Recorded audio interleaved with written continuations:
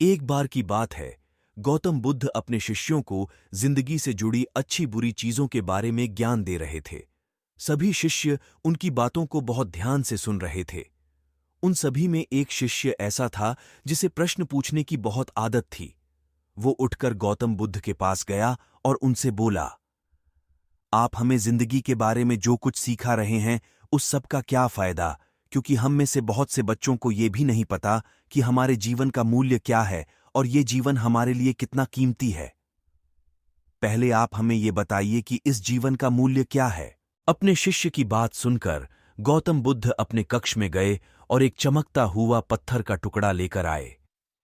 वो टुकड़ा उन्होंने अपने शिष्य को दिया और बोले, मैं तुम्हें इस जीवन का मूल्य तब बताऊंगा जब तुम इस पत्थर का सही मूल्य पता लगाकर आओगे। साथ ही ये ध्यान रखना कि तुम्हें ये पत्थर का टुकड़ा किसी को बेचना नहीं है।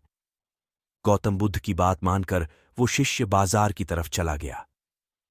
बाजार में सबसे पहले उसकी नजर एक फल बेचने वाले पर पड़ी और उसने वो पत्थर उस फल वाले को दिखाया और बोला, इस पत्थर के बदले आप मुझे कितने फल दे सकते हो? फल वाला बोला, ये पत्थर कुछ खास तो नहीं है, लेकिन फिर भी इसके बदले में तुम्हें 10 केले दे सकता हूं। वो शिष्य उस पत्थर को लेकर आगे चला गया। फिर उसे एक सब्जी वाला मिला।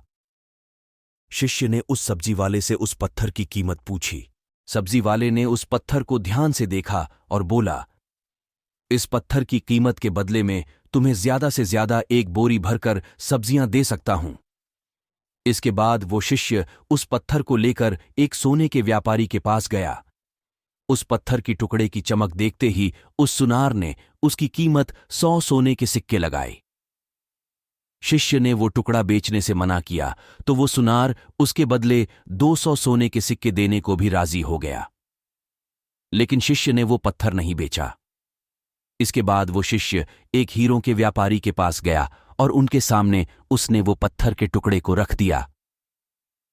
उस पत्थर को देखते ही हीरों के व्यापारी ने एक साफ कपड़ा बिछाया, उस पत्थर को उसके ऊपर रखा, फिर उसकी परिक्रमा की और हाथ जोड़कर उस पत्थर को कपड़े में लपेटते हुए वो बोला, तुम जिसे मामूली पत्थर समझकर उसकी कीमत पूछ रहे हो, असल में ये एक बेशकीमती रूबी है।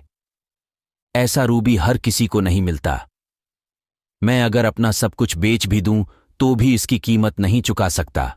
उस व्यापारी की बातें सुनकर वो शिष्य हैरान हो गया। वो दौड़ा दौड़ा सीधा बुद्ध के पास आया और उन्हें उसने जो कुछ भी बाजार में हुआ वो सब बताया।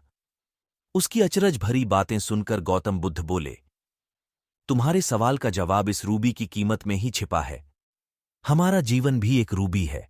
रूबी की तरह ये भी बेशकीमती है, लेकिन हम इस बात को हमेशा नजरअंदाज करते हैं और अपने जीवन का मूल्य नहीं समझते। हम दूसरों को देखकर और उनके जैसा जीवन जीने की कोशिश में अपने जीवन की कीमत को कम कर देते हैं। हम ये सोचते हैं कि हमारी जिंदगी की कीमत वही है जो दूसरे हमें बताते हैं, लेकिन ये बात हमेशा ध्यान रखना कि सामने वाला अपनी हैसियत, बुद्धि और अपनी समझ के हिसाब से तुम्हारी कीमत लगाता है। जिंदगी सिर्फ एक बार मिलती है, इसलिए इसको बर्बाद ना करें। अपनी जिंदगी को उतना ही कीमती समझें जितना कीमती आप अपने बैंक में रखें रुपयों को समझते हैं।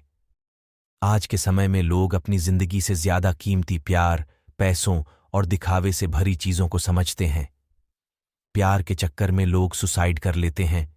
यह कहानी से हमें यह सीख मिलती है कि जीवन की कीमत अनमोल है। हम सभी अनमोल रत्न हैं। हमें अपने जीवन को सार्थक बनाना चाहिए।